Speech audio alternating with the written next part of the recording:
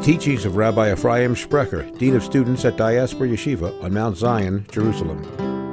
Why are we fasting on Sunday? Zechariah tells us, Tzom HaChamishi. Tzom HaChamishi, the fast of the 5th month, will be a Sosem or a Simcha. It's supposed to be a day of joy, because that's the day the Meraglim came back. If they would have come back with a good report, Tisha B'Av would have been a day of joy, celebrating coming to Eretz Yisrael.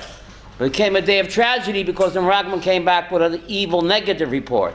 Mashiach comes, will have done the tikkun for the Chet HaMeraglim, and therefore Tisha B'Av will resume what? Its original character of celebrating Eretz Yisrael. Before I forget, today is our last class until Sunday, August 25th. We're taking a break. After today, we come back on Sunday, August 25th. So have a nice vacation. But today we're still here. So when Mashiach comes, Tisha B'Av will go back to Plan A. The day celebrating when the Jewish people were supposed to what? Come to Eretz Yisrael. But we're not there yet. So we had to go through Churban. Why have to go through Churban? It's an amazing verse in Yirmiyahu, the prophet of doom. He says, Lintosh v'lintots v'laharos. God says sometimes you have to destroy, tear down, and demolish, livnot. You ever in Borough Park in Flatbush, Abby, wherever there, they take these beautiful mansions and they tear it down completely and they make a huge gap, looks like a bomb crater, and then they build what? A bigger, more beautiful mansion. It's a perfectly good mansion, but no, you have to tear it down, break it down, destroy, and the more destruction, the greater is what? The new building. You hear? You never went to Bar Buck and Flatbush? You never saw that? So Yirmiyahu says that. Lintosh v'lintots v'laharos. Destroy, tear down, demolish. Why? Livnot. Without the Churban, says the Maharal, even though it's Plan B. Chava, Plan B is also good. Says the Maharal, without the Churban, you cannot have a much more beautiful temple than what? Than the 3rd temple, which is coming. Okay? So therefore, the whole month is called Menachem Av. The whole month is called Menachem Av. What does Menachem mean? Comforter. The whole month. Now, as Gershom mentioned last week, the Eicha is acrostic, right, Gershom? You told us it's an acrostic. It's an aleph bet, except when it comes to the pei and the ayin. Remember, Gershom? Yeah. Thank you for telling me. The pei, the Gemara in Sanhedrin actually says it's an acrostic aleph-based Eicha that I'm going to read Shabbos night. When it comes to the pei and the ayin, there it's mixed up. Ayin, Chava, comes before a pei, right? Yeah, the derech club. Right? But why is the aleph base in order in Eicha except when it comes to the pei and the ayin? So the Gemara in Sanhedrin says, why did Eicha come? Why was there Churban? The Gemara in Sanhedrin says, because we put our pei before the ayin. We opened up our mouth to slander our fellow Jew before we gave him what? The ayin tovah. So before you badmouth somebody, make sure you really know him. Maybe you don't know him. Focus on the good. So we opened up a peh before we gave him an ayin tovah, and that caused the Churban. It's very interesting. We have 2 Torahs, Chanoch. We say Torah shebiktav and Torah shebal peh. The written Torah, but when it comes to the oral Torah, we say Torah shebiktav, the written Torah. Torah She'ba'al peh. What does Ba'al peh mean? If you want to master Torah, be a Ba'al peh. Be a master over your mouth. Oh, Ben Yomin, are you getting this? Torah She'ba'al peh. If you really want to keep what the Torah says, Ba'al peh. Be a master. Put a lid on it. I mean, button it up. Who said that? Ba'al peh. You want to speak Lashon Hara? Ba'al peh. Be a master of your mouth. And then you'll be able to master the Torah. Isn't that an incredible idea? Chava, you don't say Torah sheba'peh, Torah sheba'al peh. You want to master Torah? First master Your mouth. Put a lid on it. What do I say? There's a pasuk in Shir Hashirim. Yishokeni b'neshikos pihu. God kisses me with the kisses of his mouth. Yishokeni b'neshikos pihu. Shir Hashirim Aleph. God kisses me with the kisses of his mouth. When, says the Zohar, when you have an urge to speak Lashon Hara, and you don't, you pucker up. Then he's kissing you. See, it's an incredible idea. We have an urge to speak Lashon Hara. It's a tremendous urge. So what do? Instead of speaking Lashon Hara, like Yehuda said, you pucker up your lips. Instead of speaking Lashon Hara. And then he kisses you. Isn't that incredible? Yeah. Boy, thank you for reminding me, Yehuda. Tell your wife, please. Mechavan to a Zohar. Isn't it incredible? That's pretty amazing, okay? Now we speak about Sinat Chinam. The Gemara in Yuma says that the temple is destroyed for Sinas Chinam. What does Sinas Chinam mean, Chava? Baseless hatred. No, I'm a text man. Ulpan 103. Sinat Chinam. Free hatred. Hatred for free. Hatred for free. No charge. No charge. Daniel, make any sense? But that's what it means. Sinat Chinam. What does that mean, hatred for free? Says Rabbi Zechat. Nobody's crazy enough to hate anybody for no reason. Even Meshuggah has a reason. It could be a crazy reason. Sinat Chinam means, yes, you hate the guy. Maybe he did something negative against you. But Chinam, you don't get anything in return. You hate him. But is he? It's like, you know what Benny said? It's like letting a guy you hate live inside your head rent-free. Right? He did you dirty, okay. But by hating him, you're obsessing him. You're letting him live inside your headspace rent-free. Why do you want to do that? He doesn't pay you no rent. Evict him. How do you evict him? Stop hating him. So it's not because of him, Avi. You're having a bad hair day. You get ulcers, obsessed. You're letting him live inside your head rent-free.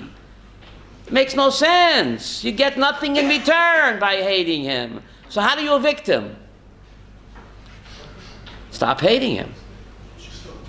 Not for his benefit, for mine. I don't want to continue to have a bad hair day. Isn't that pretty amazing? Now, what do I mean, did the sounds of silence burn the temple? What do I mean by that? Let's look at our source sheets, please. Side number 1. There's a number 1 at the bottom of the page. You see the number 1 there? It begins, Rav Zechariah ben Avkulas' humility burned the sanctuary. The Gemara in Gittin makes an amazing statement that this great rabbi, because he was so humble, he caused the temple to what? To burn, baby, burn.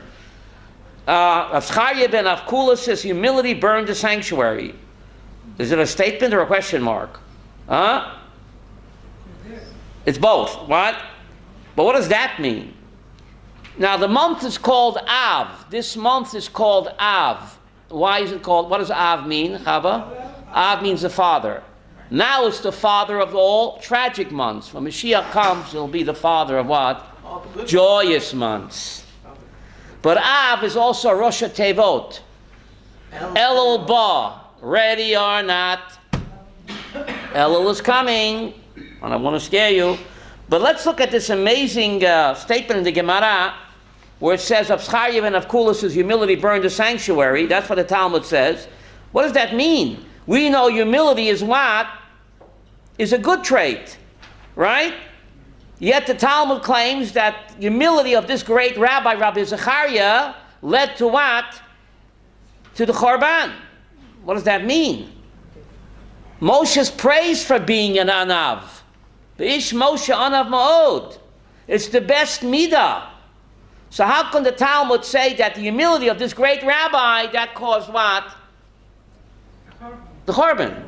Very difficult, Chanoch. What's going on?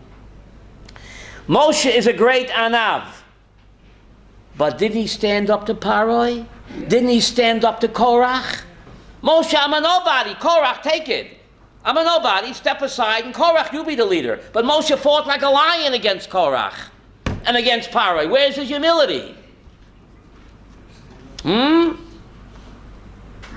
Because it wasn't his agenda he was promoting. But still, But it's humility. Korach said, you're a big shot. So I said, oh, you're right, step aside, you take over. But no. Let's try to analyze what humility means and what gava, arrogance, means. Perhaps we're not, what? Humility is standing up for what is right. Okay. And what is But good. Korach said he's right. So, what's the absolute truth correct? Yeah, so let's try to analyze. Yes, Benjamin, what's going, yeah? Well, the Chofetz Chaim was a very humble man, but yet he wrote the Mishnah Berurah. Okay, very good. So you have to know what your talents are. Great. Benjamin, very good. So let's analyze the difference between gava and anava. Gava means what? Right. Arrogance and pride. And anava means what? Humility.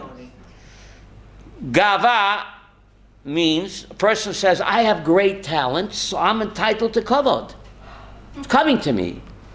But anava, Moshe didn't know he had great talents. Who was he fooling? Anybody else speak to God face to face? Anybody else brought down the luchot? Anyone brought down the man? Anyone what? Split the Red Sea? Moses didn't know who he was? Moses says, I have great talents, but they're God-given talents. I didn't get there on my own. Hashem gave me the greatness and the talents, and therefore I have great obligations to serve Him. Moshe knew he was what? A superstar. But so what? I'm not entitled to covet, because the talents and the greatness, Hashem gave it to me in order to what? To serve Him. So why got to be stuck up about? I have great obligations because I have great talents. So, let's see over here what the word, in Hebrew, character traits are called midah. Midot. What does it literally mean? Measures. Why are character traits in Hebrew called midah or midot? Measure of the person. Because character traits, you must measure and weigh your attributes. When to be an anav and when to take a firm stand. It's great to be an anav. We have to measure our character traits. When to step aside and when to what? Take a firm stand. We'll see how this plays out and why the rabbis of the Talmud blame this great Rabbi Rav Zechariah for what? For the Churban. So let's take a look at the source sheet on side number 1. Right? The story of Kamsa Bar Kamsa. Remember those two guys? Kamsa and Bar Kamsa. Isn't that a strange name for two guys? Kamsa and Bar Kamsa? Huh? Have you heard the name Kamsa and Bar Kamsa? What does kometz mean in Hebrew?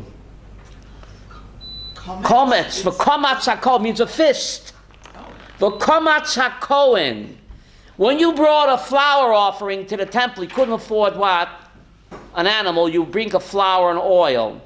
The Kohen would take a fistful of it, a tight fist, and that he would burn what? On the Mizbeach, and the rest he would eat it. So the word kamsa, or kometz, in Parshas Vayikra it says, v'komatz hakohen. The Kohen, remember fistful of dollars? No, this is fistful of what? Flour and oil. Hand is all gooky. A poor person couldn't afford what? An animal. So he bring flour and oil. From that, the Kohen would scoop up a fistful, burn it on the Mizbeach, and the rest he would have what? A nice pancake. Maybe his family would have pancakes. What? Pancakes. He got everything from us. But Aunt Jemima? Pancakes, right? So the Kohen took, it means a tight fistful of the mincha. The Jews at that time were tight-fisted. They wouldn't give an inch. I'll be a friar. Kamsa bar Kamsa. Not necessarily their really names, but that was their character traits. They were tight-fisted like the Komats. They wouldn't give an inch. And that's why the Churban happened. They were not mevater. You steal my parking space, I'll kill you. Someone did that recently. Last week, unfortunately, right? I'm not a friar, right? 30-year-old man with So you hear this? What's going on? Yehuda, Komatz. The Komatz HaKohen, Kamsa bar Kamsa.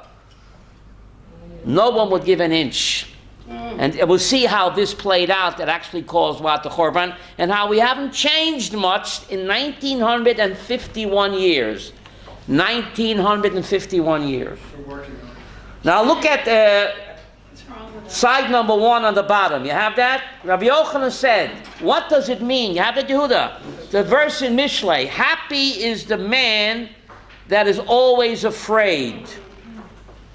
Now just because you're paranoid does not mean that people are not really out to get you. Should I repeat that? King Solomon says, in Mishlei, happy is the person that is always afraid. Just because you're paranoid does not mean that people are not out to get you. What does he mean, Elisheva? Happy is the man that what? That is always afraid. You see on side 1 on the bottom there? Yeah. Rashi, he worries to see what? What will be that there should be no fall from what he does. He's paranoid. What? Is that a good trait to be paranoid, Yosef? I don't know. But he who hardens his heart shall fall into evil. What does that mean? Stay tuned. But that's what Mishlei says. How do you say Mishlei in English? Proverbs. Thank you. The destruction of Jerusalem came through Kamsa and Bar Kamsa.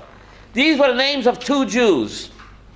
Now, what happened over here? Let's see. Now, let's turn over to side number 2. There's a 2 in the bottom there with a circle, but we're going to the top. What's the top line there, Yosef, in my handwriting? Why blame Kamsa? He was not even there. Right. Why blame Kamsa? He was not even there. What do I mean he wasn't there?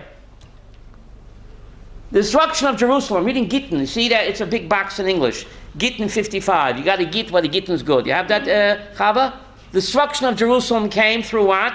Kamsa and Bar Kamsa. Kamsa and Bar Kamsa. In this way. A certain man had a friend called Kamsa, and he had a deadly enemy called what? Bar Kamsa. You get this, Bilha?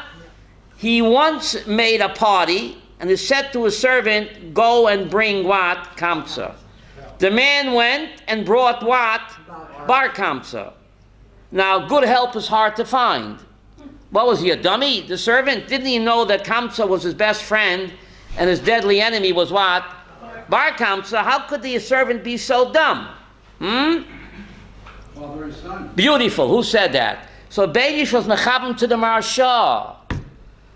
What does Bar Kamsa mean? The son of Kamsa. It was a father and a son. The father was what? His friend. And the son was his what? Deadly enemy. So it was an honest mistake. They both had the same last name. Maybe they even lived in the same house. Father and son. So the servant was not so dumb. Okay? So what happened? So the father never got the invitation. Who got the invitation? The son. Right? So he gave the invitation to what? To the son. What does Bar Kamsa Yehuda? The son of Kamsa. Honest mistake. When the man found him sitting there, he said, what the hell is you doing here? Since you are the enemy of me, and I want to say that man, what are you doing here? Get out. You make me sick. So what does Bar Kamsa say? Chava, since I'm here, let me stay. And I will pay you for whatever eat and drink, okay? He made a great party where? At the great synagogue, maybe where? In a fancy restaurant, I don't know, wherever. Listen, whatever I eat, I want, I'll pay. He says what? I won't let you. Get out of here. You make me sick. I hate your guts. So what did Bar Kamsa say? I'll tell you what. I'll give you half the cost of the party. You hear this? A big party where? In the Waldorf. The Waldorf Astoria in Jerusalem. What? The Inbal maybe. Listen. Don't shame me. I'm here already. I'll pay you what? For half the party. What did the other guy say? No. They wouldn't give an inch. Chava, Bar Kamsa. Komatz, tight-fisted. You hate the guy. He's willing to pay you half the Inbal hotel. Take it, you fool. No. The other guy said, I'll pay for the whole party. All 400 guests. I'll write you a check. Please don't shame me. Don't embarrass me. I'll write you a check for the whole party. How much could it be already? 100,000 shekels? I don't know, maybe more. He said, no. I don't want your filthy money. I hate your guts. Komats. Tight-fisted with hate. He took him by the hand, he picked him up, and he threw him out. Now, this man who made the party invited all the rabbis. All the rabbis of Jerusalem were invited there because he was a very VIP man. Maybe it was the wedding of his daughter or his son. All the rabbis were there, and they didn't say, they saw how this Bar Kamsa was what? Humiliated, and they were what? They didn't say it because they were too busy at the smorgasbord. Or maybe there was something. They were busy waiting online by the carving table. What's it called? Buffet. So he said the rabbis were all sitting there, and they didn't stop this guy to shame me. This showed that what? They agreed with him. I will go and inform against them to the Roman government. You see this? Yeah. He went and he said to the emperor, the Jews are rebelling against you. He said, how can I tell? What did he say? Send them an offering and see whether they will what? We used to accept offering from pagans. Yeah. A non-Jew can also bring a korban olah to Hashem. That's my article this week in the Torah Tidbits, why the UN needs the Beis HaMikdash. Right. So we accept korban from any person. Any person's welcome. What does God say? Isaiah 56, Ki beisi beis tefillah yikore lechol amim. My house is a house of prayer. I call all nations to worship me, says Hashem. I don't discriminate. The Beis HaMikdash was Bet Olam for everybody. So we accept the korban from non-Jews, but what happened over here? What happened over here? Send them an offering and see whether they'll offer it. So he sent with him a fine calf. While on the way, he made a blemish on the animal on its upper lip. But wait, he informed them on the government. He informed them. Yeah, but the Roman government says, maybe you're making it up. So Bar Kamsa said, send an offering with me and I'll show you that they what? Will refuse to offer it because they rebel against you. So this Bar Kamsa knew how to learn. So he took the animal and he made a blemish on its upper lip or on the white of its eye in a place where we count it as a blemish, but what? For non-Jews it's not a blemish. In other words, for a non-Jew to offer up to Hashem, a non-Jew doesn't need a Beis HaMikdash. He can offer it to Hashem any place. So for them, that's not called a blemish. But if they want to send it to the Beis HaMikdash, for us it is called what? A blemish. So therefore, we could not offer it because on the Beis HaMikdash, the Mizbeach, you can't offer a blemish in the lip and the eye. We'll see the significance of that. The lip and the eye. Yeah. The rabbis were inclined to offer it not to offend the government, even though it has a mum and is a blemish, and it's against the Torah, but you don't want to what? Start a pogrom, so let's offer it anyway. Right? Pekuach nefesh. So Zechariah said, we can't do that. Why can't we do that, Yosef? People will say that what? What the people will say that what? Blemished animals are offered on the altar. Right? So then they proposed to kill him. To kill who? The rabbi? Bar Kamsa. He's a rodef. If a guy is going to incite a pagan government against the Jewish people, he has a din like a rodef. How do you say rodef in English? A pursuer. He's chayiv mita. He's inciting a pagan government to murder Jews. He has a din rodef, and we have a right to kill Bar Kamsa. He shouldn't go back to what? To the Roman emperor and inform. Right? So he should not go and inform against them. But Rav Zechariah said what? What do you say to the Sanhedrin? No. We can't kill him. Why? They will say one who makes a blemish on consecrated animals must be put to death. So therefore what? Rav Zechariah overruled the Sanhedrin because he was a top man there. They're all yes men. They folded like a house of cards. So what happened? What happened? They didn't offer the animal. They didn't kill this rodave, this pursuer, this inciter. What's a better word for inciter? Instigator. Tattletale. Tattletale. It sounds too sweet. Right? No. Instigator, inciter. So he went back to the Roman government and he said, you see, I told you that what? The Jews will not offer your korban. They're rebelling against you. And the rest they say, Yosef is what? History. Rabbi Yochanan remarked, very strange. What did he say? The humility, can you read that in English, anybody? The humility, Of Rav Zachariah. yeah, Of Kulos. destroyed our Destroyed house. our house, burned our sanctuary, and exiled us from our land. Very strange. Why you blame the rabbi? Now, let's get back. Why do I care whether he made a blemish on the lips or on the eye? For us, it's a blemish. For the pagan, it's not a blemish. What's the significance? What? Blemish on the eye and the lips. Peek before the eye. Oh, so let's take a look. For us, it's a mum. Don't blemish your lips by speaking what? Lashon hara. And don't put your eyeballs back in the socket. Very hard to do when you walk down the streets. Nowadays, it's hard to put your eyeballs. You need what's it called, blinders? Like a blinders. Like They walk around half naked. It's unbelievable. And even when they're wearing pants, they're all shredded anyway. They're all shredded. You can see right through. It's unbelievable. What you need is a good line. A good what? Line. Line. What do you mean line? Never mind. I don't know. So don't blemish your lips by speaking Lashon Hara, and make sure your eyeballs are back in the socket. Self-control. Okay?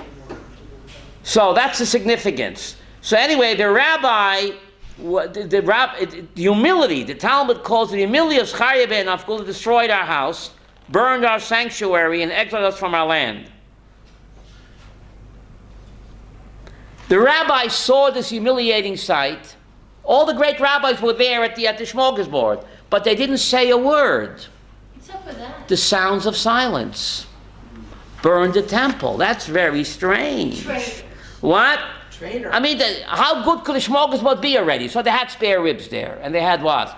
Pastrami. Sushi. Sushi they had. So stop for a minute and protest.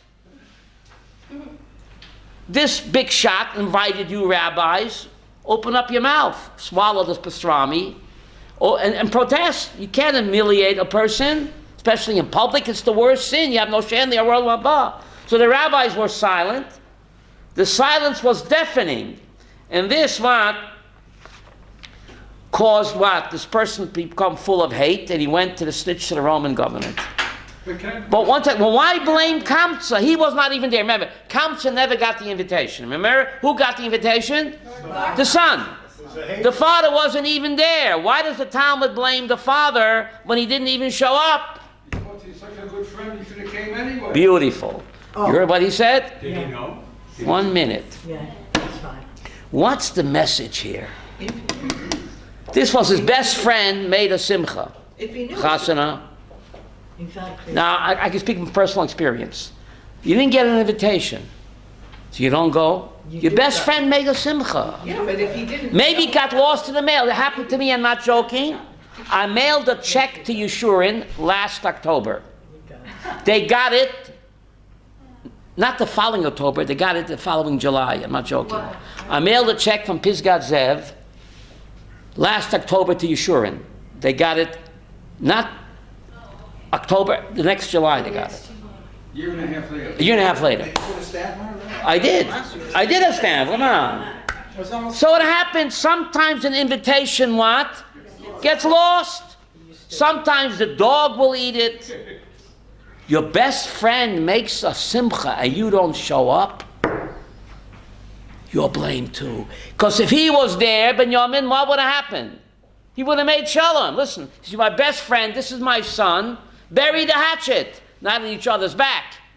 But he could have made peace. This is his best friend making the chasana. And who got invited by mistake? The son. But he's there. In my honor, please make peace with my son. But he didn't show up.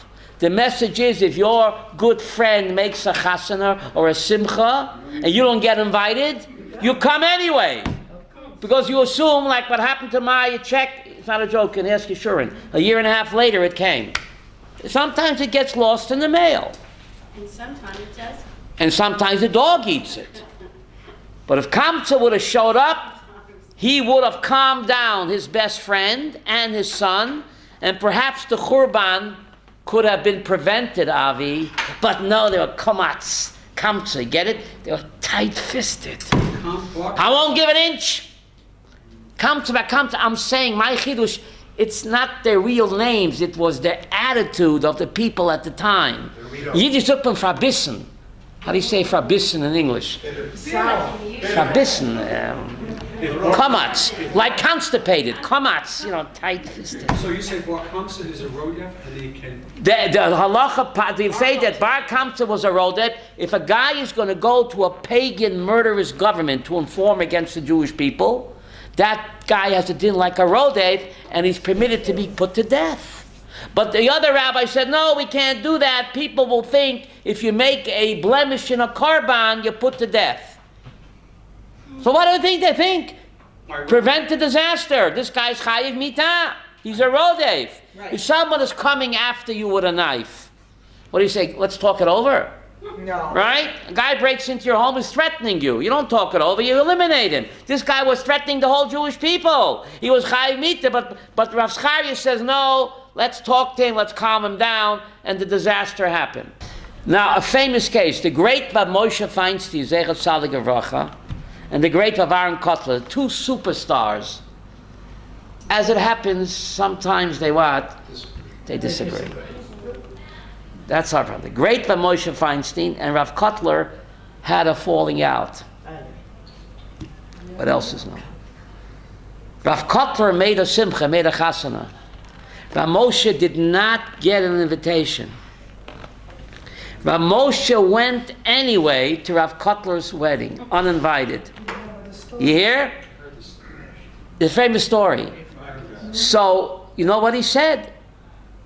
The dog ate the invitation. Of course he would have invited. He was dan lekafschus. Of course the great Rav Aaron would invite me. He would want me at the wedding. But the invitation got lost like my check to Yeshurun. He went anyway. Rav Aaron's face lit up. They embraced and they made up. But if he wouldn't, another guy would say, he didn't invite me, I'm not going. But the great Rav Moshe Feinstein went. Because he said the invitation got lost in the mail. And Rav Aaron's face, there were hundreds of witnesses there, his face lit up. And they embraced. That's how you turn what? Sin into a win. Sin into a win. Isn't that amazing? So anyway, let's get back over here. We're on the page 2. No, Yehuda? Where it says number 1. See, it says number 1 under the first box.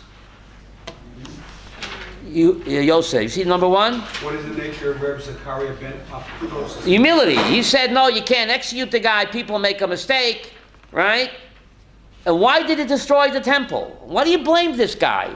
This guy was a great anav. What do you want from him? So the next box is even more difficult. This is from Tosefta Tractate Shabbat. You have that, Yosef? You want me to read it? Yeah. In the box? In the box. Second box in English. Beit Hillel say, one may remove bones and shells from the table. 1 second. We're talking about Shabbos. Shabbos, there's a din of muktzah. How do you say muktzah in English? Set aside, right? Right? You can't pick up a pen on Shabbos. You can't pick up a hammer on Shabbos. But if you want to crack walnuts or a coconut, Avi, you can pick up a hammer on Shabbos. You can't pick up a hammer to bang a nail into the wall. That's muktzah. But if you need a hammer to crack a coconut or a walnut, then the hammer is not muktzah. You listening? Because you won't need it for Shabbos.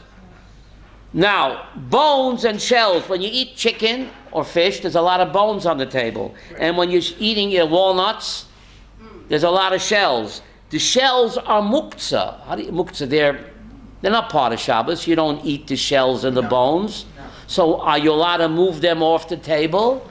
Muktzah is not allowed to be moved on Shabbos. Says yes. The Hillel says what? Yes. Yeah, and we paskin like whom? Hillel. So you can remove bones and shells from the table. It's not muktzah because what? It'll spoil your Oneg Shabbos. The bones will begin to smell and it doesn't look nice. So even though it's muktzah, Beis Hillel says it's not muktzah. Why not?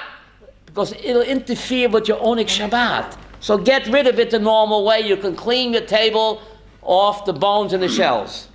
But Shammai say, they are always more machmir. You know, I'm a great machmir myself, Chava.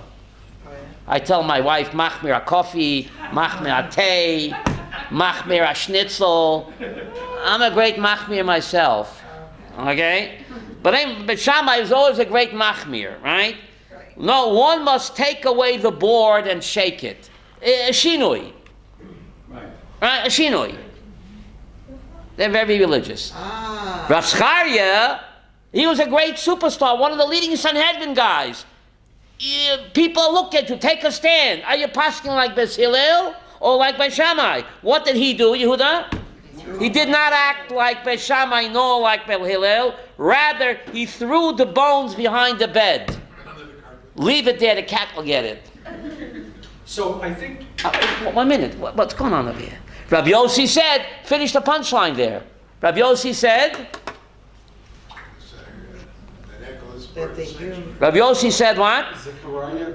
The humility of Zechariah ben Avkulis burned the sun. What?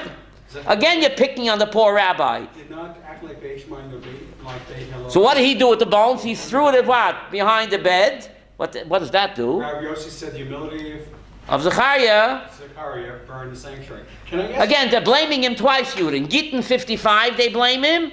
And just because he threw some bones behind the bed, what are you picking on him again for? So maybe he was not humble. Maybe he was very humble. Maybe he had too much pride. That he was Maybe he had too much wine. What? No, the opposite of humility is Maybe pride. the theory was a star. What's with this guy? This guy was a Supreme Court judge, senior. Everybody looked to him to make a decision. But he said, I'm too humble. I can't decide for the people. That was a fatal error. That's a fatal error. Listen to me carefully. Please listen to me carefully.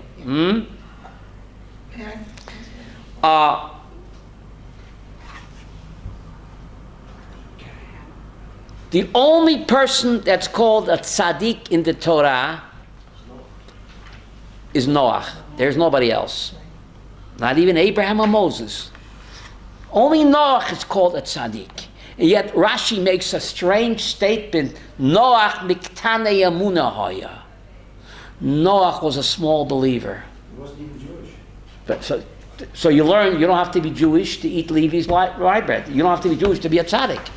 It's amazing. The only person in the Chumash that's called a tzaddik is not even Jewish, because you don't have to be Jewish to be a tzaddik. And yet Rashi says Noach miktane yamuna. No, so why wasn't Noach the father of the Jewish people? Noach is tzaddik tamim, not just a tzaddik. He was a tamim, perfect tzaddik. So why did God bypass him? He didn't believe in himself. Beautiful. So Elisheva gave the punchline. Remember that song, I'm a Believer? Yeah. I'm a believer. It's not enough to believe in God. Noach was a great believer in God. What Rashi means, Biktane Yamunah, he didn't believe in himself. I matter. What I do matters. I can influence people. I'm a shmat. I'm a nobody.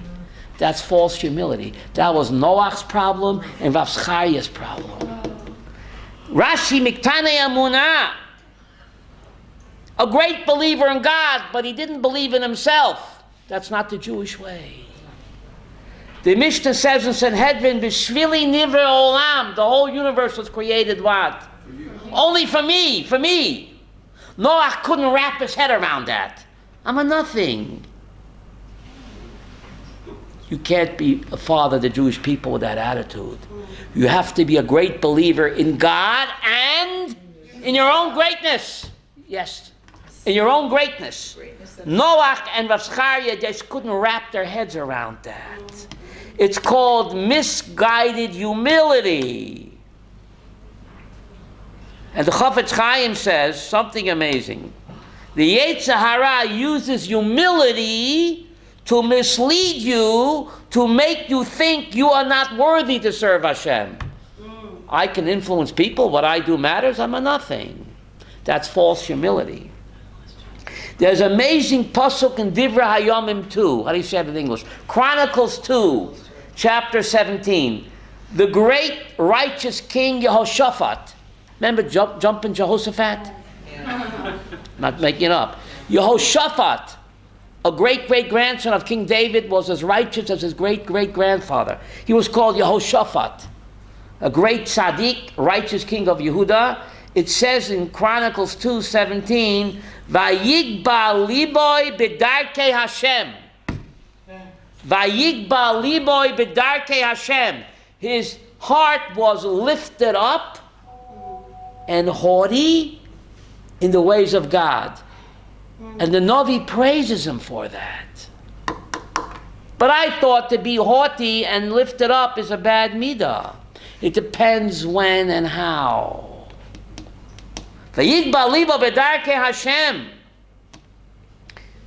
You have to know when to be humble, and you have to know when what? Take a stand. And Zechariah ben Akulas, people are looking at you. You're the great leader of the Jewish people. Why can't you decide? What are you hemming and hawing for? That's false humility. Don't be like Noach. Bishvili nivra olam. The whole universe was created what? Only for me. So therefore God bypassed Noach and he picked whom? Abraham. How did Abraham talk to God? Would Noach dare speak to God like that? Chalila lecha. How dare you, God? Shall the judge of all the universe not do what? Justice. He can take it. Can you imagine Noach speaking to God like that? Yeah. No, Noach could never do that. But Abraham, Hashayfet Chalila lecha, how dare you to wipe out the tzaddik in the Russia where? In Las Vegas, in Sodom. Yeah. Shall the judge of all the earth not do justice? Did God fire him? No. Ralph Soloveitchik says something amazing. He's sitting down. When did God appoint Abraham the father of the Jewish people? I would say after the Akedah. Willing to sacrifice his own son? No. When he spoke to God like that. How dare you, God? Shall the judge of the entire earth not do justice? How dare you wipe out the tzaddik and the Rosh and Sodom? When he said that, instead of getting fired, Avi, He got promoted. he got promoted. Rav Soloveitchik said, God says, now you are the father of the Jewish people. But Abraham, didn't he say, Anochi ofa ve'efer? Didn't he say, I'm a dirtbag? So if you're a dirtbag, how can you talk to God like that? Chalilacha, how dare you? He said, I'm a nothing, I'm a dirtbag. I'm all confused, Benjamin. Make up my mind. Am I a dirtbag or bishvili nivra olam? Yes. Yes. Says the Holy Kutzker Rebbe, why did God create the human being with two hands? Person can do fine with one hand. Loyalenu, some people. Why did God create a person with two hands? Says the Heilige Kutzker Rebbe. In one hand, you have to have Anochi ofa ve'efer. I'm nothing but a dirtbag. In the other hand, you have the Mishnah Sanhedrin 37, Bishvili Nivra Olam. The whole universe and everything in it was created only for what? Me. And the kunz in life, how do you say kunz? The trick in life is to know when to open up what hand when. That's the tightrope of the Kutzker Rebbe. Abraham knew when to open up which hand. Vavscharya, Noach didn't know. They were great people, but they didn't know when to open up which hand. They got confused, and therefore they're out. 1 second. If a person is a dirtbag, then why get out of bed in the morning? It don't matter what I do. I can become a beach bum because I'm off of Afer. Then which hand do you have to open up? Shvili Nivra Olam. It's up to me. Nobody else will do it. If I don't do it, nobody else will do it. Then you open up that hand. But then when you think, wow, I'm better than the next guy, hey, look at me, I do so many mitzvahs, then which hand do you open up? Nochi auf a wafer. So that's the kunst. How do you say kunst in Yiddish? The kunst. The balance in life, the trick in life is to know when to open up which hand. Isn't that an incredible idea? Isn't that unbelievable? Now, let's get back to happy is the man, back on side number 1 on the bottom. Happy is the man that is always afraid. You see that? The bottom of side number 1 there. It's underlined happy, right? In the Hebrew, it's Ashrei Adam Mefached Tamid. Happy is the person that's always afraid. Umakshe Liboy, but a person that what? That hardens his heart, he will fall into what? Evil. So how does that apply to this great Rabbi of Zechariah? How does it apply? Right? He was afraid, but Makshe Liboy, he hardened his heart and he fell into evil. You have to be afraid to do an Aveirah. Right, not to do a good thing. Right? But you have to have backbone, and you have, especially if you're a leader in a leadership position, that is not the time to be humble. Then is the time to make a decision. Isn't that amazing? Right? You have to make, especially you, don't cop out. So Zechariah copped out, and so did Noach. Noach didn't pray for the generation. I'm a nobody. I'm a shmata. God won't listen to me. Therefore, God rejected him as the leader of the Jewish people, even though he was a tzaddik tamim. Not just a tzaddik, Yosef, a tzaddik tamim. How do you say that in English? A perfect tzaddik. But he didn't believe in himself. Remember that song, I'm a believer. In whom? Hashem, but also in yourself. That's what Father Abraham introduced when he argued with God. All the prophets argued with God. And the only prophet who didn't argue with God was Noach, and he was rejected. Look at all the 48 Nevi'im. Every one of them gave God a hard time. Looks like God loves a good argument. Yeah. Noach, ich bin agunisht. You know the story, right? This is a true story. In Nardevok, there's a famous yeshiva in Europe where they worked on being humble and humble. Right? They worked on themselves to be humble. I'm a nobody. So it's a true story. This yeshiva bacher came to Nardevok, right? The yeshiva where everybody says, I'm a gurnisht, I'm a nobody. So he comes there in the yeshiva, hundreds of boys there. He gets up in the middle and he starts screaming out, I'm a nobody, and I'm a nobody. The other boys look at him, sit down. We're here 19 years and you're already a nobody. Took us 19, 20 years to become a nobody. Your first day you think you're a nobody, sit down. Kik ve's agunisht. How do you say that in English? Look who's a nobody. First day he's already a nobody. Got to be here 20 years to become a nobody. Pretty amazing, right? But anyway, there's a time when you have to be a nobody and a time when you have to fight like a lion. And Rav Zechariah just couldn't do the job. And therefore the Talmud blames him for his inaction. And it's called misguided false humility, says the Chofetz Chaim. When it comes to taking a stand for Judaism, then you're not supposed to be humble. A good example is Pinchas. Pinchas, right? Pinchas. When he took the spear and he made her a shiksabab. Shiksabab? Rabbi, I have a problem. You had a problem with what? With the shiksabab?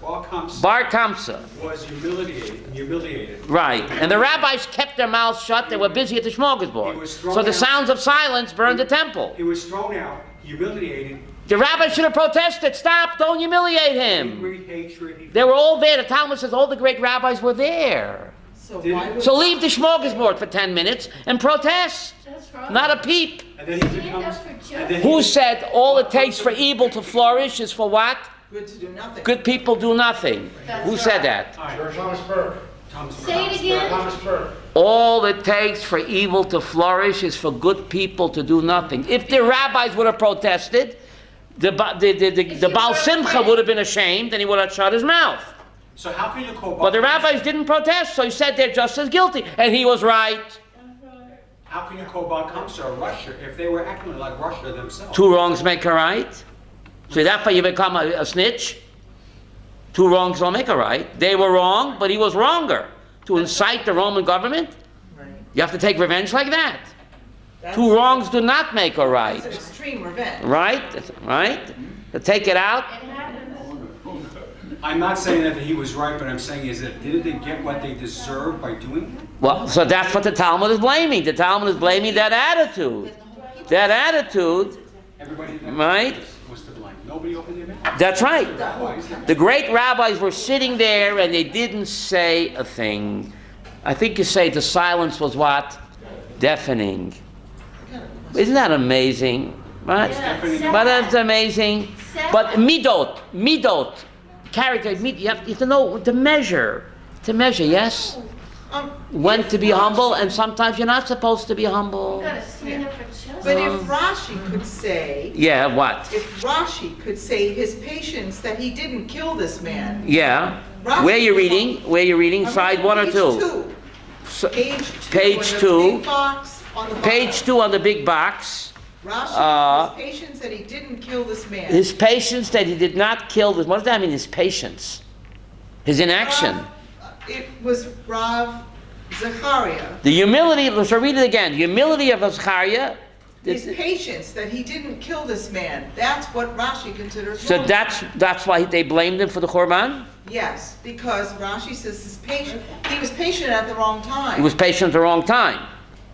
For this person, because the snitch. because Why does Rashi translate humility as patience? I don't know. I'll tell you. In Rashi and Chumash it says Ish Moshe Anav Ma'od. Rashi Pasib Aloscha. Moshe was the most humble man. Rashi says Savlan. What does Savlan mean? Patient. Patience. Even though he wasn't a doctor. Right. Patience. Savlan. Savlan is a patient person. That's a humble person. Right. Patient, right? But sometimes you don't have to be patient. When Korach began the mutiny, Moshe should have said, I'm patient. Was he patient? No. He struck like a lion. But Moses, where's your patience, Moses? Huh? When Dustin Aviram, remember Edward G. Robinson? Dustin Aviram. Hey, Moses. Was he patient? Open up the earth and swallow them. That's what we're talking about. Zechariah didn't know how to do that. Right. You're a leader, you got to take a stand. Otherwise, you can wind up with the Churban Bet HaMikdash. He should have resigned his position, Zechariah. You can't take it. You can't take the heat, get out of the kitchen, Avi. You ever heard that expression? Mm-hmm. No, he stood there as the president of the Supreme Court, and he bullied the other guys. He bullied them. He's the president of the Supreme Court. If he says we can't do anything, the other guys what? He pressured them. Resign. So he brought down the whole house with him. But he thought he's doing right. That's false humility or misguided humility. So again, don't be timid. Hardens his heart. What does Mishlei mean? He freezes up. Zechariah hardened his heart. He froze up. He can't act. Can't do anything. That's not the way to go. That's false humility. That's false humility, like he did with the bones. And again, they blame him again. Rabbi Yossi said, the humility of Zechariah, see the second box on number 2. Rav Yochanan blames him for the Churban, and the second box on number 2, Chava. Yeah. Another rabbi, Rabbi Yossi, said the humility of Zechariah, and the second box on 2, Yeah. burned the sanctuary. Yeah. So what do we learn from here? What do we learn from here, guys? That but the rabbis who Right. were in the wedding hall with Bar Kamsa, they knew he was they knew he was a rodef. They didn't know. They Or knew, but later on they saw it. When he threatened, they had a mishpat. And the Sanhedrin guys wanted to execute him. But the chief of the Sanhedrin, what's his name, Rav, he was an old man, they were young, so he pressured them, you can't do it, you can't do it. So they buckled too. They were wrong because the Sanhedrin votes Yehuda. They could have outvoted him, but they also buckled. Yeah. They melted. Their hearts froze up. The other colleagues of the Sanhedrin said, get out of here. You're wrong. Not like, get out, you can't talk like that, but great, venerable Supreme Court Justice, we do not agree with you. There was a vote, but they all were pressured by him, and they were wrong too. We have to speak up. For more of Rabbi Sprecher's teachings, visit rabbisprecher.com.